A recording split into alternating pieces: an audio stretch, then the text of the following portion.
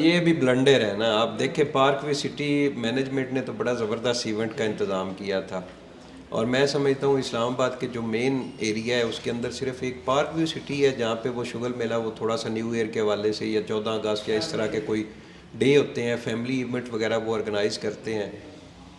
لیکن یہ ہے کہ انہوں نے تو وہ فیملی کے لیے کیا تھا، وہاں پہ وہ بیچلر چلے گئے اور پتہ نہیں کس طرح کے کچھ جانگلی لوگ تھے، انہوں نے وہ ساری ستیہ ناش کر دیا. میں یقین کریں وہ کل کلپ دیکھ کے بڑا حیران ہوا ہوں.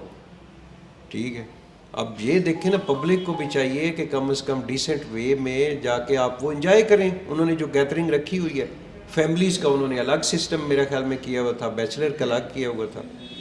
تو وہاں پہ آپ وہ لوگ کہتے ہیں کہ جی ادھر وہ ٹکٹس وغیرہ کا کوئی ایشو بنا ہے، جی انہوں نے پہلے کسی اور کیٹیگری میں ٹکٹس جاری کیے ہوئے تھے اور وہاں گئے ہیں تو انہوں نے کہا جی کہ آپ کے ٹکٹس جو ہیں وہ کینسل ہیں. کوئی اس طرح کی بھی باتیں تھیں. بہرحال جو ہوا ہے غلط ہوا ہے.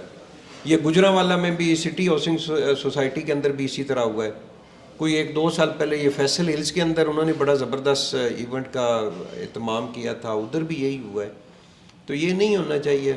میں تو کہتا ہوں کہ اس طرح کے جو جیسے ہیپی نیو ایئر ہوتا ہے اور 14 اگست ایونٹ ہونے ہی نہیں چاہیے.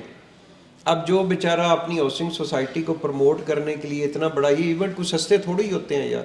اگلے بندے کا 5-10 کروڑ روپیہ خرچ ہوا ہوتا ہے، لوگ جا کے اس کی ستیہ ناش کر دیتے ہیں. ابھی پارک وے سٹی کے اندر تو انہوں نے واہ جگہ کے اوپر آگ لگائی ہے، توڑ پھوڑ کی ہے.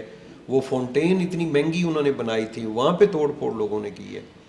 تو یہ نہیں ہونا چاہیے یار. ہاؤسنگ سوسائٹی والے اگر کوئی خرچہ کرتے ہیں ایک اچھا فیملی انٹرٹینمنٹ کے لیے تو اس کو اویل کرنا چاہیے، انجوائے کرنا چاہیے.